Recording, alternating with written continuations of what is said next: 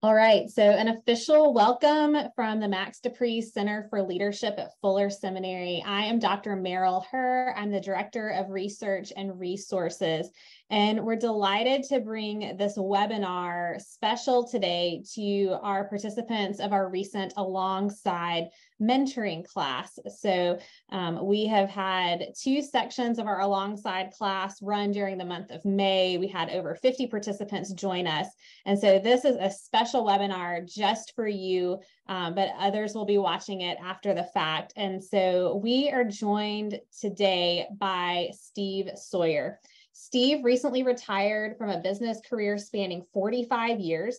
He grew up in the San Francisco Bay Area and attended college at Stanford, where he started attending Menlo Park Presbyterian Church, an experience which profoundly impacted his faith and spiritual growth. Following a brief stint in marketing at IBM, he attended business school at Kellogg at Northwestern in Chicago, where he met his wife, Merritt. Steve's primary work spanned over 40 years at Woodruff Sawyer and Company, a large commercial insurance brokerage company based in San Francisco. During that time, the company grew from 35 employees in a single office in San Francisco to over 600 employees across 14 offices in the US and in the UK. Today is the second largest privately held insurance brokerage in the United States. Steve's faith deeply shaped his sense of call and purpose in his work. Despite his family legacy, his sense of God's leading impacted his decision for the role he assumed in his leadership within the company and allowed him to experience the fullness of God's blessing and fulfillment in his work. Steve and Merritt have been married for 41 years and live in Menlo Park, California. They have 3 grown children. Steve, thanks so much for joining us today. We are really so glad that you are here. Thank you. Well, thanks, Meryl. Thanks for inviting me. I'm delighted to be here. Yeah, so we're here today to talk about mentoring. At the Pree Center, we say that mentoring is necessary for learning and leading across industries and seasons of life. And so we're going to dive into mentoring a little bit more in a few minutes. For those of you that are just coming in, we are going to run this webinar in such a format that I have a few questions to help us get to know about Steve and his journey with mentoring. And then I invite you to submit questions of your own. You can offer questions using the Q&A function in this webinar. You can also feel free to use the chat throughout the webinar to chat with me as well as with the other attendees, but Steve is not going to be responding to the chat so that he can focus on the conversation at hand. So again, the Q&A, if you have questions, and then you can use the chat for further dialogue. So Steve, you've recently retired. Just before we came on to the webinar, you were telling me a little bit about life in retirement, but tell us about what you're up to these days. Well, first of all, our most immediate, my wife retired pretty much at the same time, and our most immediate experience right now is to be on what we're calling a sabbatical. We gotten this advice from several people, and one of the books I read from man who directs, I think the Faith and Work Institute in Denver or something, recommended a 1-year sabbatical when you retire, so you don't just jump into things and you have a chance to, one, I think, decompress. I need to learn how to, not feel like I'm always on, learning how to be more present, learning. I'm loving not looking at email every night and having that sort of pressure and performance expectation. We have a place in the mountains. I spent a lot of time skiing this winter, especially with the snow out here. We have travel planned. We're doing some construction at that place. So those are our near-term things, but near-term activities. But my hope is to continue doing sort of mentoring and coaching, which has framed a lot of what I've focused on professionally in the last, say, 20, 25 years, particularly my career, maybe 30, and looking for ways to do that formally and informally going forward. So that's kind of the quick summary where we are. That's great. So we're going to talk about mentoring today. And why don't we start with a quick story about one of your mentors from early on in your career? Well, my decision to be, I'm a very highly unusual to have been at one company, in my case, after business school for 41 years. Now, I came by it honestly in that I had a family legacy of this, but it was frankly a values and lifestyle decision for me. That in its own way, as I thought about that question, was around some mentoring, frankly, from my father. It was around values, lifestyle, integrity. What I saw in him was a sense of excellence and um, lifelong learning, if you will. And those were, so I had to, in thinking about it, my father was probably my first mentor.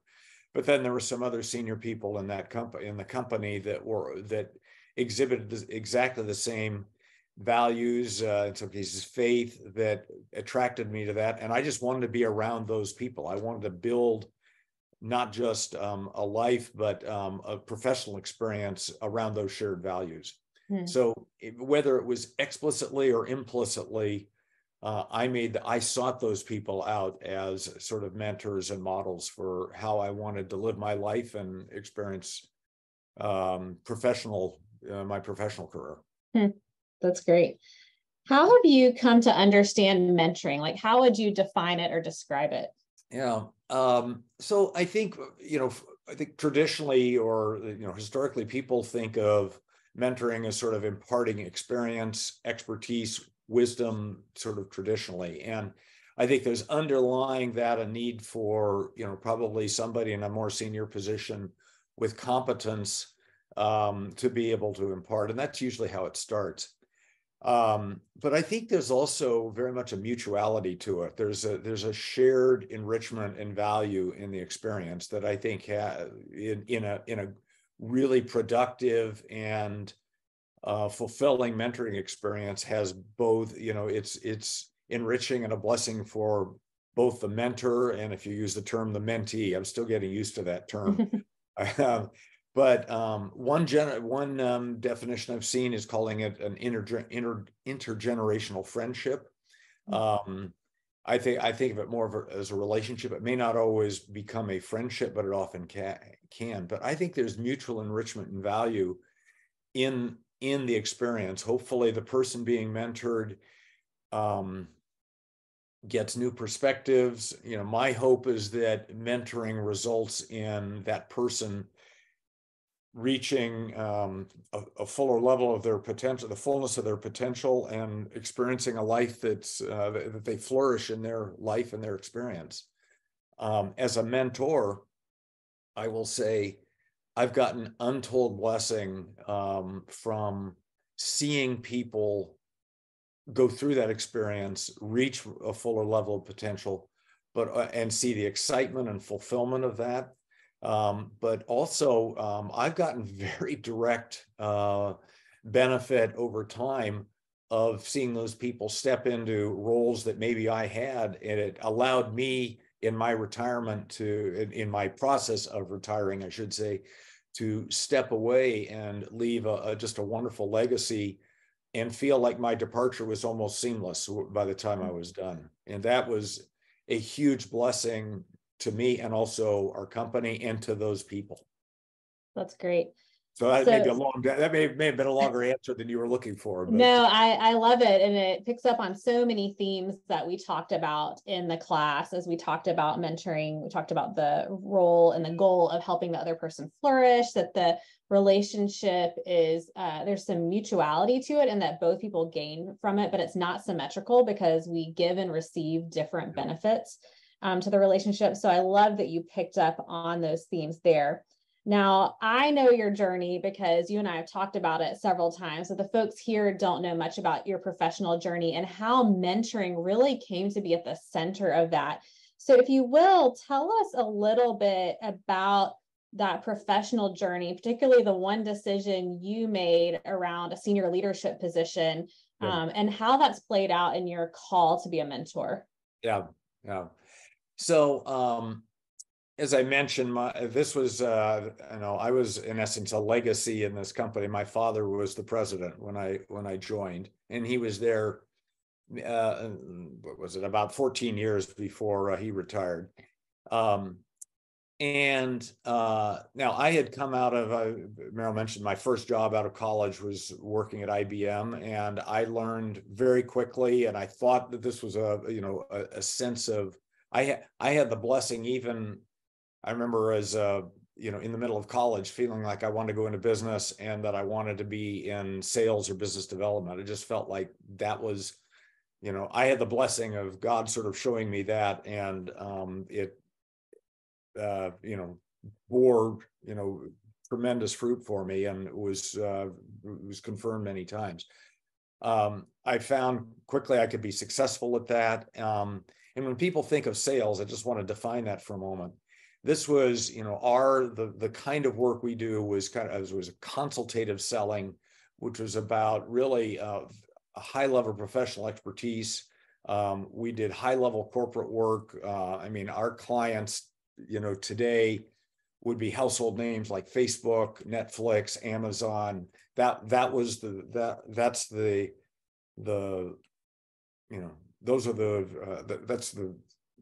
environment we were running in and operating in. And so it's not, you need to really know your stuff and be a true subject matter expert and be better than other people, not just as good as. So there was that element to it, and I just found very quickly I could be good at that, and I quickly became the top sort of revenue producer within our company. It was part of the senior leadership fairly early on, and because of who I was seen at one point as the obvious heir apparent to be the CEO and president of the company. And there were some other people who were a little more senior than I was that had those roles, but when their time to move on came, and this would have been maybe 15, 20 years ago, I'd had many years to think and pray about this, this issue, that I could do business development and bring in business and revenue like I put my pants on in the morning. It was just natural for me. I knew how to do it. I could do it, and I had great training in it, and actually was doing a lot of training already in a formal sense of younger folks in our company around how to do that effectively. But when the chance for me to become CEO came up, I really felt led to pass on it. And for two main reasons. One, when you look at, just having studied it in scripture and praying about it, my gifts were in that area. I was not great at managing, but I could do the other stuff. I could do this just naturally, and I loved it and was good at it. And plus, at the time, my wife was in international ministry doing a lot of traveling. Our kids were home. I didn't feel like I could do a senior management job and be an effective father at the same time. So the board was actually moving toward putting me in that position. And I had to stop and raise my hand and say, I've thought about this and prayed about it. I don't think I'm the right person for it, and here's why. But what it led to was, I think, my staying in what I call my sweet spot. It's seeing what do you do best, and I think there's a great gift in that, frankly, and a great freedom in that, in staying in what you do best, as opposed to trying to become something that you're not. Now, I was still on the board. I was in senior leadership. I had all kinds of strategic input, but I wasn't the person who had that title on the business card and was going to certain meetings. And there was some ego, loss of ego with that, and I acknowledge that. But I was so much happier and fulfilled and better at what I did, and added more value to the company. But more than that, I was finding more and more that I was moving into a mentoring and coaching role. That part of it is I had been sufficiently so successful, I would say, that I needed a lot of help. I couldn't do everything myself with the clients that we had. And so a natural outgrowth of that was that I was pulling in other people and bringing them into the work that I was already doing and deploying them in a lot of that work. And in some cases, I was actually literally just surrendering the work to the client base to them, which was a little bit, particularly when you're paid on how much you paid on what you bring in, that was a little bit difficult, but it was very freeing. But I also started to see more and more of the joy and fulfillment of seeing these other people flourish in that process. So it was, and that just continued to roll out, frankly, to the day I retired. I continued to do that. It became more and more formal, and I had more and more people actually coming to me to be in that role and to sort of follow with that.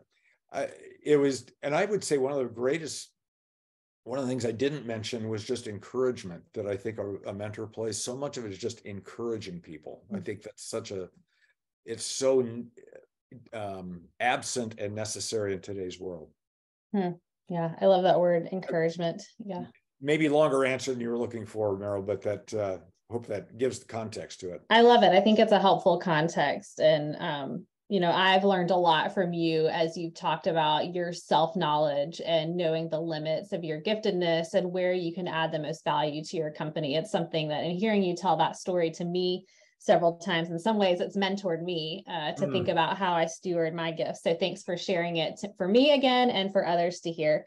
It's very, I will say, it's just very freeing. Mm-hmm. You're not trying to become something that you're not. Yeah, I love that. I really do love it. So you talked about, sharing responsibility with others, really kind of handing off the work in some ways.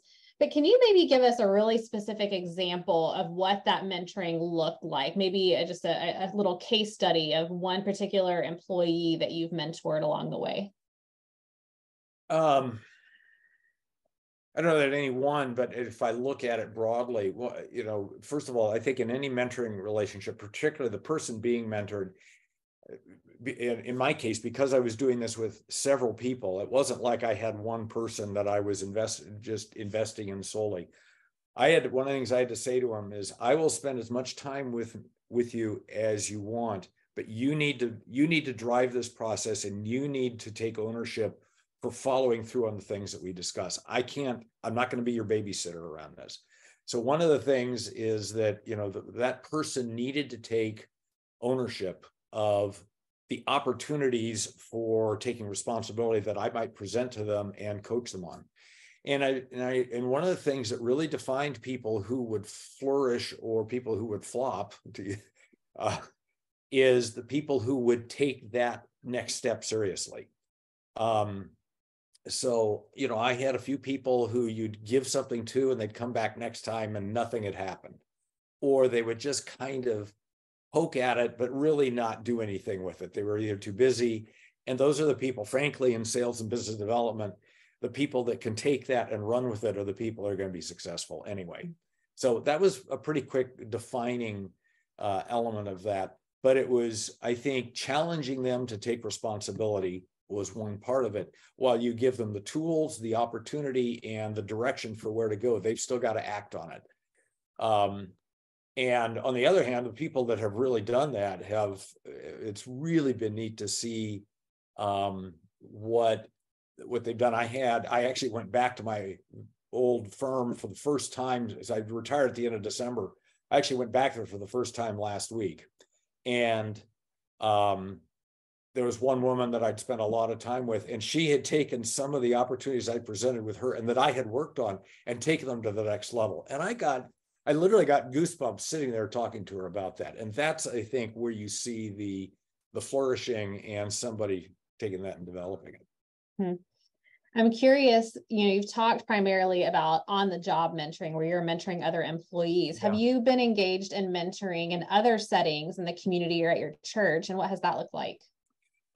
Actually, I've done quite a bit in a church setting as well. I think one of the areas that my wife and I led high school kids before we had kids of our own. So I still have a relationship with one of the guys that I mentored or taught them. But some of my mentoring has either been through a formal mentoring program in our church with a couple of people. I've actually come alongside some of the younger pastors. I think that's pastoring can be such a lonely, isolating experience anyway. And I just saw that I've kind of fell into it and then started doing it very intentionally. But there've been several young pastors who maybe were just out of seminary or maybe hadn't even gone to seminary, but were in ministry, or we're trying to sort of figure it out, or young families, that sort of thing, and just coming alongside them with no agenda other than just being there for them, being a safe place, encouraging them, listening, hopefully giving them some wisdom, letting them vent.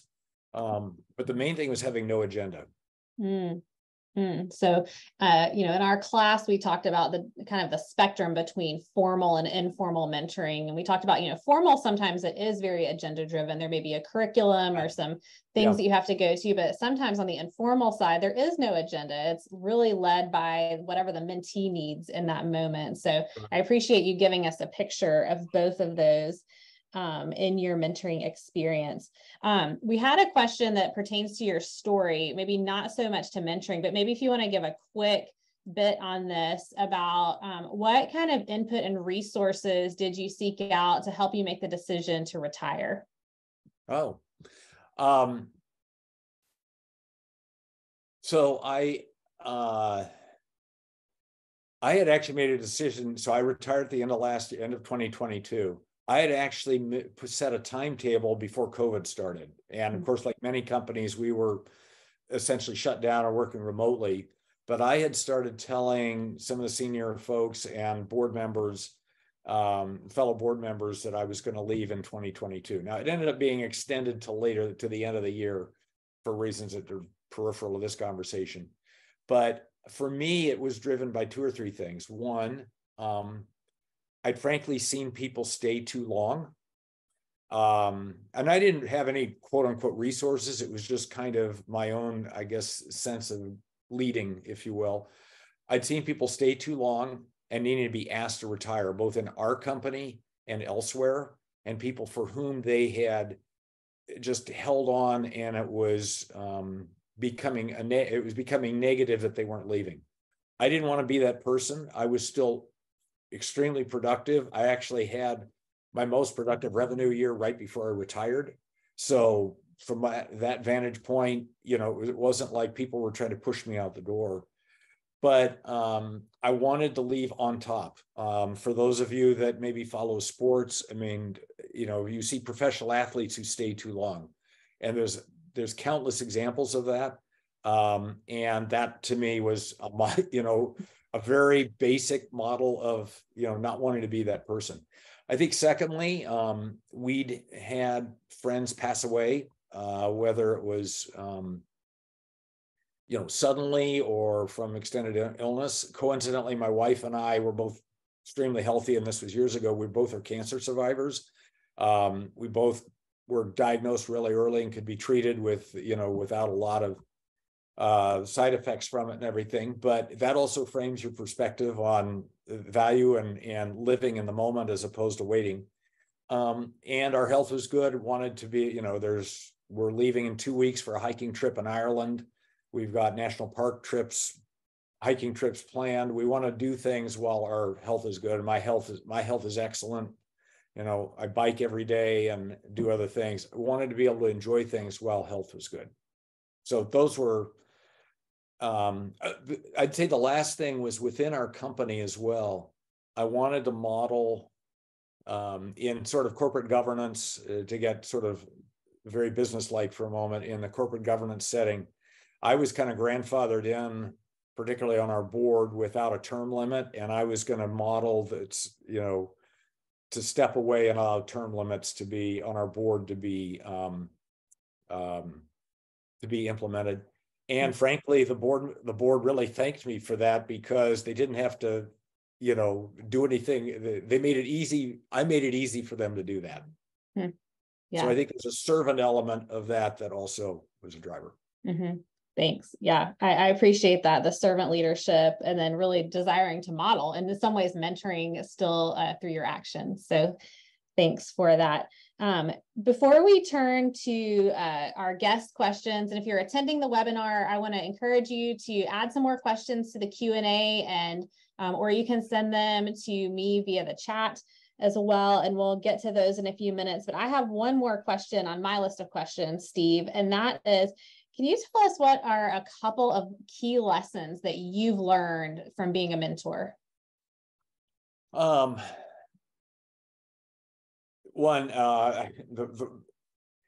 I wouldn't say it's a lesson learned. I would say just the blessing of it has been untold for me. With having retired, I'll just say, I had the blessing of a number of numerous people coming forward and telling me, forgive me, I'm going to choke up. I'm actually going to choke up here, telling me how I'd impacted their lives. I had several people literally tell me that I had changed their lives.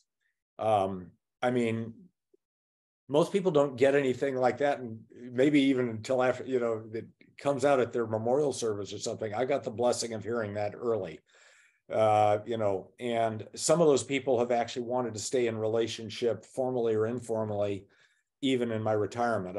I have calls regularly with people. Some of them are around, encouragement in their faith. Some of them are, one woman just went through a divorce, just wants to, and I became kind of a confidant and an encourager for her.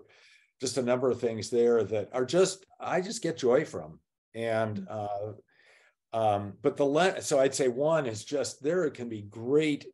It's not necessarily something that you can put up on a wall as an accomplishment, but great fulfillment in it. I would say the biggest thing I learned, and it was really reinforced during COVID and just in maybe the last 5 years, is that our vulnerability and humility can be some of the greatest opportunities for mentoring and coaching. As I look back on it and deconstruct what impacted people, it was often being vulnerable and sharing either maybe not necessarily struggles, but challenges that you had. Yeah, I had to have competence and credibility around what I did to be able to speak. But a lot of the time it was my vulnerability and humility that actually drew people in. Mm-hmm. So that may not be the most obvious sort of thing, but I think, if you're looking at sort of servant leadership and, not to over spiritualize it, but the model of Jesus, that's what people were drawn to. Mm-hmm. Yeah, I really appreciate that. Thanks. All right, we are going to turn to audience questions now. And so I have one in my Q&A box. So let's add a few more if you have them. So the first question we have, Steve, is what are some warning signs that the topic of discussion with a mentee is better served by someone else, especially if counseling would be a better aid? Yeah. So let me just say and that sounds like it's seeing something that's personal. I will tell you that I'm a huge advocate of therapy and counseling. I've done it off and on for a number of years. My wife and I have done it. My personal feeling is there's everybody who's gone to counseling and everybody else who should and doesn't realize they need it. So, that I would just say that as a caveat. So, I also have a daughter and son-in-law who are PhDs in clinical psychology and another daughter who's a social worker. So we get a lot of input on that in our family. And that's just coincidental. I would just say my radar's up pretty fast if I think I'm beyond, if I'm outside my swim lane in terms of this is an area that is, beyond my competence, either in terms of their mental state. I can't say and I don't think I've ever tried. I don't think I've gone beyond, what I was meant to do. I think it's about encouragement. Usually the ways I would speak into somebody's life would be encouragement, maybe some wisdom, some maybe direct advice, particularly it maybe around relationships, choices that they're making, certain choices. But I think that's just discernment and wisdom over time. And maybe I think in my case, having gone through my own process, I think it has allowed me to speak. I think my own therapy and counseling experience has given me the ability to speak into some of those issues from my own experience and maybe empathize. But I don't think it's fallen into giving advice other than maybe just practical wisdom around certain things that I think I feel comfortable opining on. Mm-hmm. Yeah, that's good. I'll maybe do a follow-up to that. One of the questions that we got a few times during the class is what's the difference between mentoring and coaching? Like, how do you know when you need a mentor versus maybe you need like a a life coach or an executive coach? Do you have any wisdom on that? I'm not sure. I kind of use the terms interchangeably, to be honest. Sometimes I'm not sure I've got a good I differentiate between them a lot. I think I'm not sure I've got a good I'm not sure I can add anything there. I think it's knowing what your boundaries are. And I think the prior question was a good one, knowing what your limits are in terms of what you can do. Speaking from experience and competence in your areas, but not going beyond that. Coaching is probably giving specific skills. So, for example, one of the things I had some very good formal sales training, and one of the things I did starting 30 plus years ago was actually doing classes for some of our younger folks in how to do that effectively. And it actually was something that was very effective for a few key people that really adopted that, and it sort of it broadened their perspective on how to do it effectively. That's, I'd say, direct coaching. Mentoring is probably, and that was probably a little more of a group setting. Mentoring is probably a little bit more, it was certainly more one-on-one and maybe direct encouragement, something that's specific to that person, and maybe collaboration one-on-one with how to be effective or to help each other. Yeah, that's good. Thanks. Let's talk a little bit about some of the challenging spots in a mentoring relationship, such as maybe when a mentee is not taking initiative. How would you respond in a situation like that? So you talked about that in a mentoring relationship, in your experience, you want the mentee to show some initiative, to take responsibility. How do you respond when they're not doing that? I think in a general way, I kind of name it. And I didn't, and I think that's, nuancing that, as with parenting or any other relationship, that's probably a bit of an acquired skill.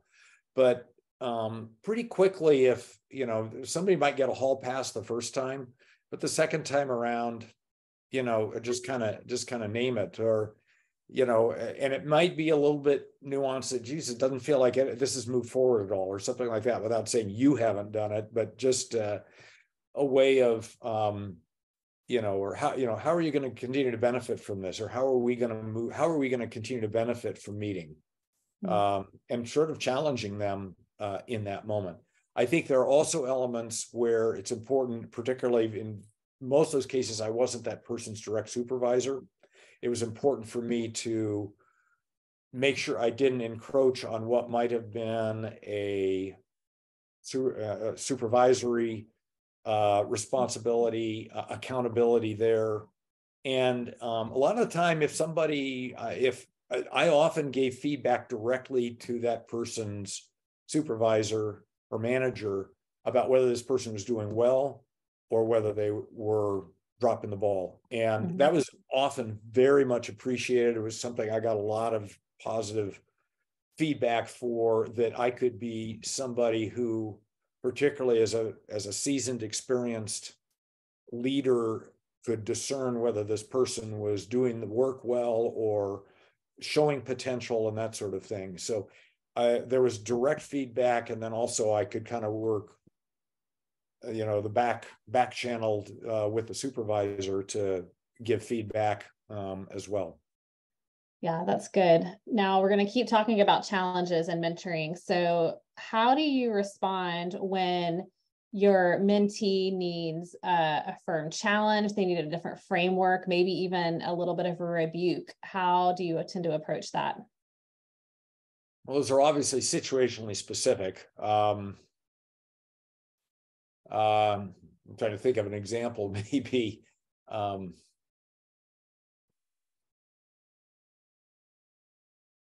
I think one of the things that comes with experience, and it was one of the reasons, candidly, I had some family of origin issues that made it hard sometimes for me to be able to do that when I was younger. I think I got better at it in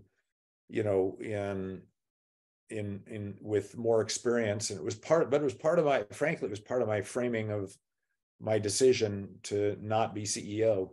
I think it's learning how to do that in a, I use the word nuanced, we're in a way that's, I think, gentle but direct, a way that names it. I will say over time, I got less and less patient with people that just sort of didn't show up or didn't do the work or did it poorly. But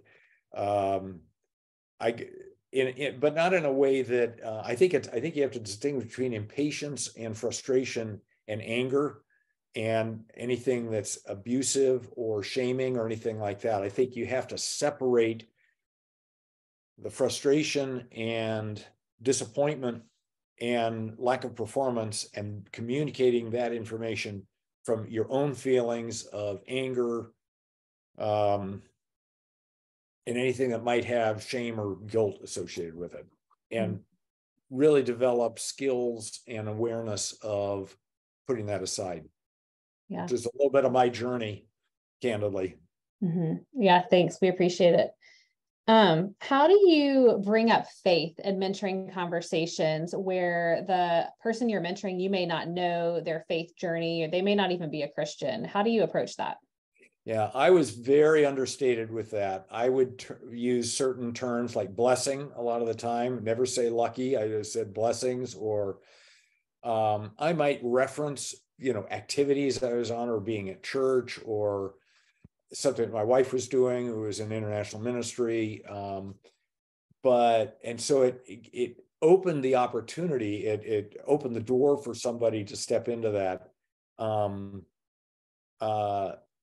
And I might talk loosely about being a servant leader. I will tell you, one of the greatest compliments I ever got was from one of our young partners who was, he is a great story. He grew up, he was actually homeless his senior year in high school and ended up joining the Marines because, as in his words, he didn't have the 2.0 average to go to the University of West Virginia, where he was from. Went to Iraq and Afghanistan, served, ended up coming out being an honors graduate from UC Davis. We hired him. He now is the partner that runs our private equity and venture capital practice, which is about as sophisticated and rigorous of any group of people you could deal with. He walked into my office one day and said, "You have really been a servant leader." And I thought that was one of the greatest compliments I ever could have gotten. Now, this is somebody who recognized what service is from his Marine experience and what it means. But I think it's done more by example than words. And I think people kind of knew where I was coming from. And one of the things, I will say, faith of a few of our senior leaders shaped a lot of our culture and a sort of servant leadership model within the company. And it opened the door to be able to talk about it at certain times. I might say, if somebody really opened up to me, can I pray for you? But I did it with their permission. And then that might, and either they would say, and I never had anybody refuse, either in the moment with them, usually behind, in a closed door office, or just say, I will continue to pray for you, or something like that. And some people actually use it as an opportunity to come to me and actually want to be encouraged spiritually.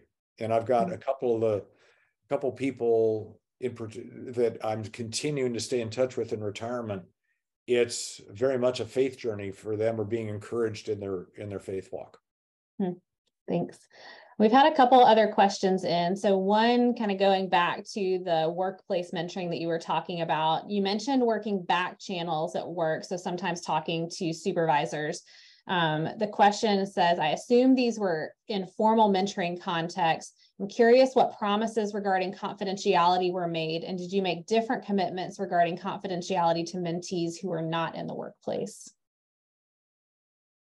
Well, let me answer outside the workplace first. I never had any reason to go to anybody outside the workplace. That was usually more of an encouraging one-on-one relationship. So there was never I can't think of any time over 25 or 30 years where I went to somebody else with those conversations. They were meant to be confidential and encouraging one-on-one. So in that context, there's never anything that happened. There was in a formal, I won't get into the details, but in a formal mentoring program through our church at one point, I was assigned to somebody who had some real challenges and some lifestyle issues that,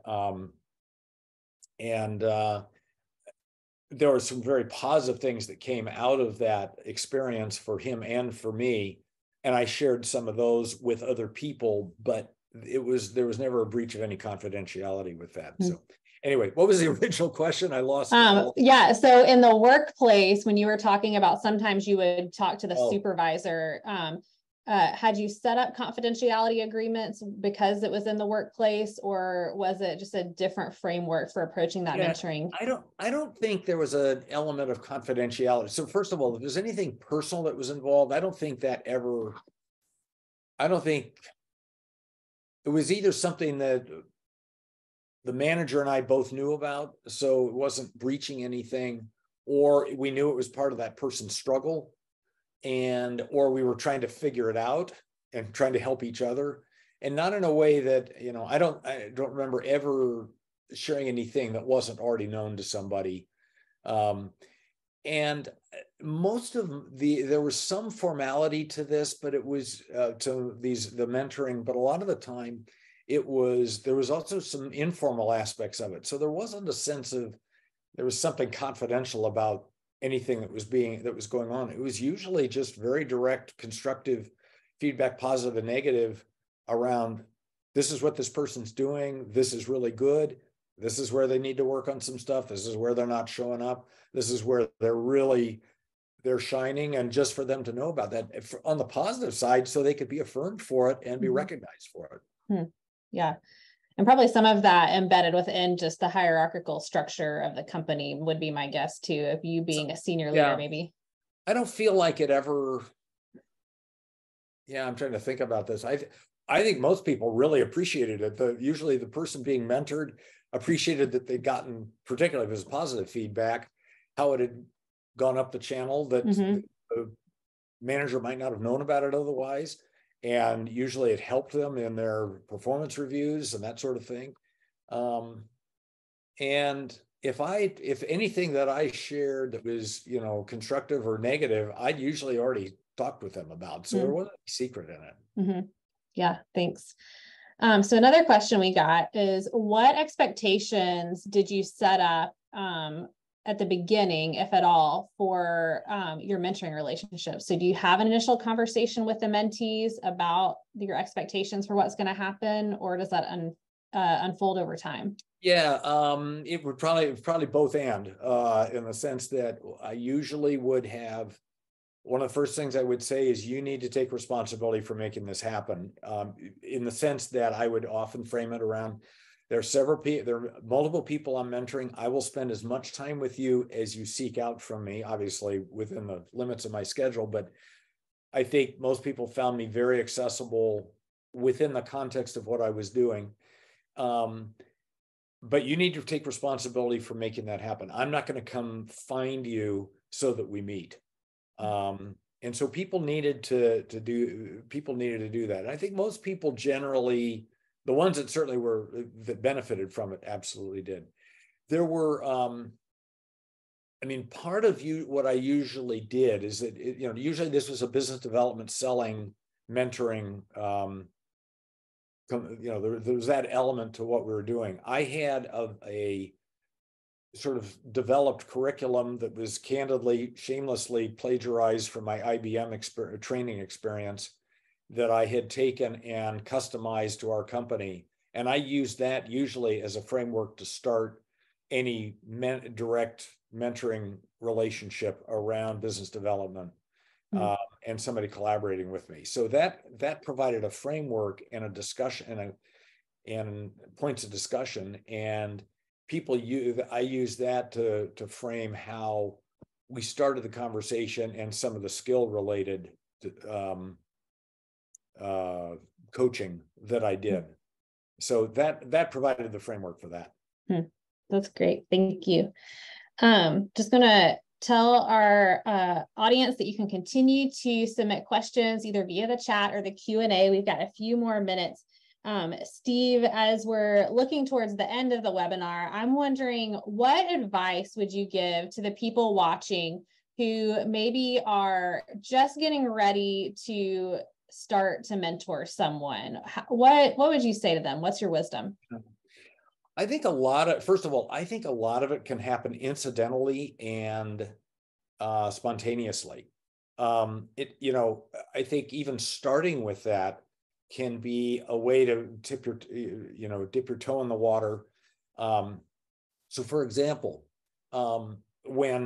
this is far more effective when you're actually in the office all the time and you've got people sitting there. I might be, in my case, I would have a series of, often even, with Zoom, before Zoom, or even with Zoom, a bunch of conference calls in the course of a day. And I might walk through the office, and even some young people, and it might be very, very green, and even just learning our business. I might stop in that department and say, hey, I'm going to have this call at 2:00. If any of you would like to sit in, come join me, and then we'll talk about it afterwards and what you learned. Or literally, walking through the office or getting coffee or something like that, seeing a person and either say, hey, let's go down and get a cup of coffee, or let's chat for a few minutes, or something like that, to find out more about, just seeking out other areas where they can be encouraged. And I could often frame it, I might have had, a second, an unspoken agenda of figuring out, is this a person that's worth investing in? But just asking them, hey, let's chat for a few minutes, and finding out about them and seeing, what are some of their career goals, or what are they hoping to try to learn? And, you don't lead with that. You come into it after maybe, after you've asked some other questions or talked about some other things. And so there's opportunities to do that. And that's actually, in its own way, in its own approach, a way of initiating mentoring in an informal way. And then it often would if I saw that this person was interested, then I would potentially make an offer directly to say, I'd be happy to spend some time with you. I seldom use that word, but I'd be happy to spend more time with you, or say, I have done this coaching and for many years on the selling process and how to do it effectively. And then I would generally cite, here are the 4 or 5 other people that have adopted this, and they're generally the people at the top of the leaderboard in terms of revenue within the company. And would they be interested? So yeah, that's really good. Ways of initiating it, if you will, generally more informally. So one of the things, as a quick aside, I actually had very few direct managerial responsibilities toward the end. I was generally just turned loose to bring in business, and I think I was seen as being, candidly, so effective with this, just to sort of run with every opportunity I saw for mentoring and bringing in new clients. It was totally unstructured, and designed just for that. So I had the opportunity to just sort of seek that, but part of it is a sense of call, a sense of joy in doing it. And so I think I was probably a little unusual in that sense. Yeah, I love it. Besides Jesus, who would be a mentor hero? One of the questions from our audience. I had actually the person who is actually probably my closest Christian brother, was actually a person who was chairman of our company for a number of years. He was about 11 years older than I am. One of the reasons I was attracted to being there. And we'd become like brothers, but probably in the first 10 to 15 years, he was more of a mentor. But we're actually we become accountability partners spiritually in the last 25 years, probably. But early on, he was really the person. At church, there was one senior statesman as a pastor who, took me under his wing for a couple of years at one point, and there was some real spiritual growth that came from that. I think those would be the two main people that I'd point to. Yeah, I love it. Well, Steve, thanks so much for your time today and for sharing so much about mentoring and your experience and your call to it. And it's very clear that you continue to derive a tremendous sense of joy from pouring your life out into the lives of others. So thanks for letting us be a witness to that today. Well, thank you for the opportunity. I still get joy out of it. I mean, a couple times I choked up or started to choke up just talking about it. And if anybody wants to talk further, I'd be happy to talk, be available one-on-one if you want to introduce, connect us in some way. Great. Yeah. So that was an invitation from Steve. So if you're listening and want to get in touch with Steve, be sure to connect with us at the Dupree Center and we will put you in touch. Steve, you might have asked for a lot of emails coming your way soon once this recording gets posted. It's what I'm looking for. As I sort of start to come out of the sabbatical period, I'm looking for opportunities to do that. It's frankly, I get just a lot of joy from it. And, I've done formal programs. I'm trying to stay out of that right now in my, in retirement so that we can travel, but doing it informally and, on an ad hoc basis that fits in the schedule, I'm excited about and want to continue. I love it. I love the generosity and your kindness and wanting to do that. So, well, everyone, thanks for joining us today for this webinar. Thanks again to Steve. And on behalf of the Dupree Center, we hope that you have a great day. Bye. Thanks, Meryl. Appreciate it. All right. Bye. Thanks, Steve.